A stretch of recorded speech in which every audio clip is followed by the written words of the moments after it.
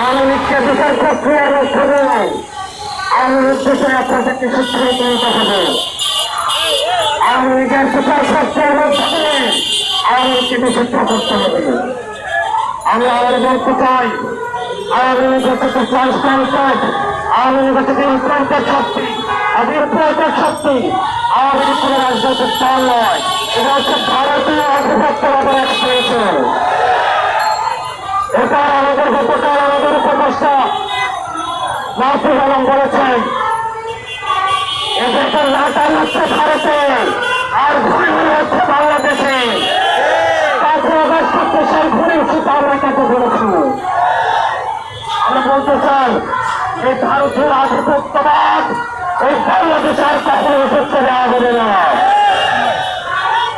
এই কারণে আমরা বলতে চাই,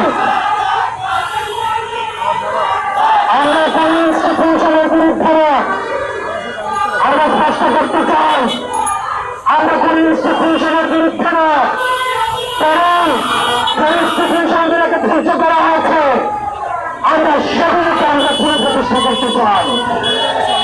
বাংলাদেশ সেনাবাহিনীর উপরে আমাদের পুরো আস্থা, পুরো সমর্থন এবং এই ইনস্টিটিউশনের উপরে আমাদের পুরো সমর্থন রয়েছে।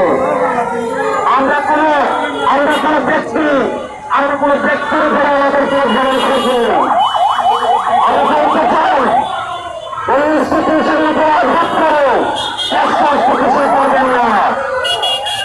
আপনারা যারা ওই ইনস্টিটিউশনগুলো চালাচ্ছেন আমরা আপনাদেরকে অনুরোধ করবো, আপনাদের উপর আস্থা রাখতে চাই, আপনাদের উপর আমরা ভরসা রাখতে চাই। আপনারা আপনাদের যে সার্ভিস রয়েছে, আপনাদের যে সহযোগিতা রাখার চেষ্টা রয়েছে, সেটাকে আপনারা অগ্রসর থাকুন। আর রাজনীতির বিষয়টা আপনারা রাজনীতি বিস্তারিত করে দিচ্ছেন। আপনারা বিষয়গুলো আপনারা দেখুন, এই ইনস্টিটিউশনের এগেন্স্টে আপনারা জনগণকে দাঁড় করিয়ে দেবেন না। প্রশাসন থেকে আহ্বান জানাবো, আইনের এগেন্স্টে, সেনাবাহিনীর এগেন্স্টে জনগণকে দাঁড় করিয়ে দেওয়ার এক দুর্বশনে বলতে হচ্ছে। আমরা বলতে চাই আমাদের অবস্থান সেনাবাহিনীর বিরুদ্ধে নয়, কারণ সেনাবাহিনীর স্থিতিও আমাদের দেশে তাদেরকে অপব্যবহার করে এই সরকারকে যদি করতে চায় আমাদের অবস্থান সেটার বিরুদ্ধে। তাদের সেনাবাহিনীর যে অবদান রয়েছে, তাদের যে কন্ট্রিবিউশন রয়েছে এবং আমাদের সেনাবাহিনী ইনস্টিটিউশনের উপরে আমাদের সম্মান, শ্রদ্ধা এবং আস্থা রয়েছে। আমরা বিশ্বাস করতে চাই তারা আমাদের এই আস্থার প্রতিদান দিবে।